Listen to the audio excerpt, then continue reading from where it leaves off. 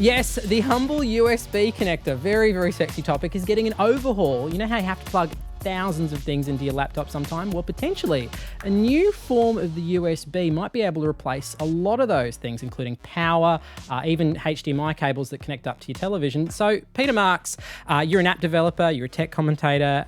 What exactly is USB Type-C and why has it got so many people excited? Well, everyone will be familiar with Type A connectors. That's the rectangular square connectors which annoyingly have to be plugged in one way, not the other way around. And of course, they look from the outside quite symmetrical. So that was the first USB connector that was standardized, and that went everywhere. I think Apple put it in early iMacs, and it really took off, and it's in all the PCs now, and it's the standard.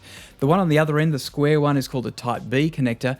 But the thing about them today is both of them are huge. And if you think about putting a Type A socket on a phone, it would be bigger than the thickness of the phone. So I think what's triggered this is when Apple came out with the Lightning connector, which was clever enough to be plugged in either way up and not care and just automatically figure it out, they realized that they'd fallen behind. And all of the micro USB connectors are terrible, the ones that we use.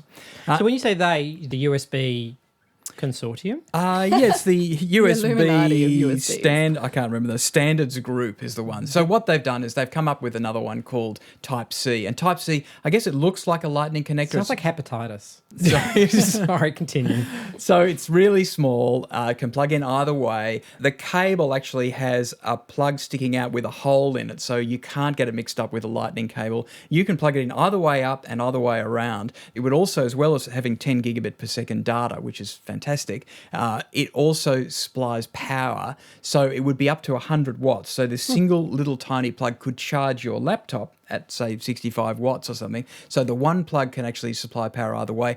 In the last couple of days, they've announced one more thing, which is it's going to support the DisplayPort video standard with up to the ability of sending up to 5K video over it. So this means that you could potentially have, say, a very thin laptop with just one kind of socket for charging, data, and video on it, which is a fantastic innovation. It just killed the laptop charging industry. Yeah, well, I'm thinking HDMI cables, the power cables, the notion of being able, what we're really talking about here is being able to take the 2 or 3 different wires you sometimes have connected to your laptop and possibly combining them into one. Yeah, and adapter hell. I mean, you could do things like, charge. You could plug it from your laptop to your phone to charge it. All these adapters and cables that we have now. I've got a wardrobe with a hanging bar covered in cables and things. I'm going through there finding all sorts of things. So I look forward to the day we get rid of all of that rubbish.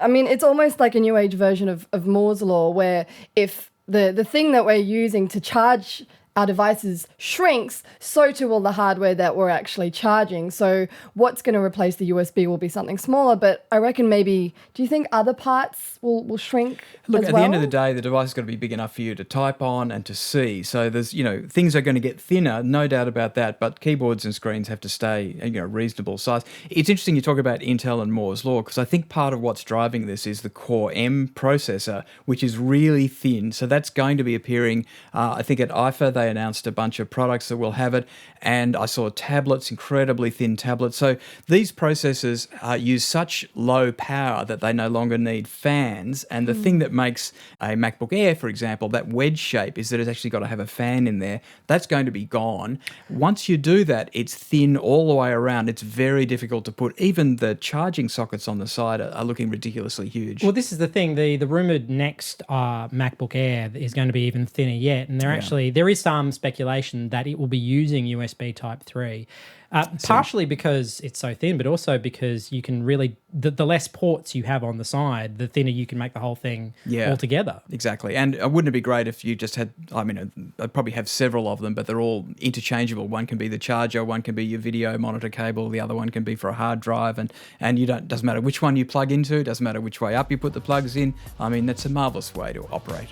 All right, USB Type-C definitely needs a better title. So if you're watching this on YouTube, I want you to get into the comment section and give it a better title. What are your suggestions? Let us know. And hey, while you're here, make sure you do subscribe to the rest of the RN YouTube channel. There's tons of great content.